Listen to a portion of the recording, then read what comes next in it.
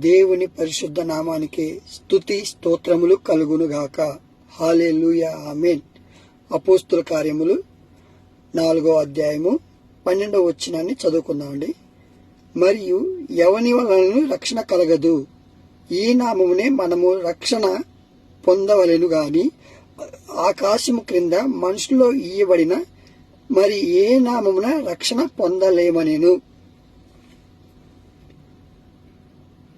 అదేమనగా, మీరు సిలువ వేసినట్టియు మృతుల్లో నుండి దేవుడు లేపినట్టియు నజరేయుడైన యేసు క్రీస్తు నామమున రక్షణ పొందవలెను.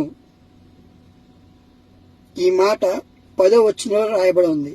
మనందరం యేసు క్రీస్తు నామం వలనే రక్షణ పొందవలెను.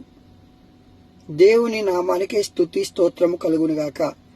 ఆకాశము క్రింద ఇయ్యబడిన ఏ నామం వలన రక్షణ పొందలేము.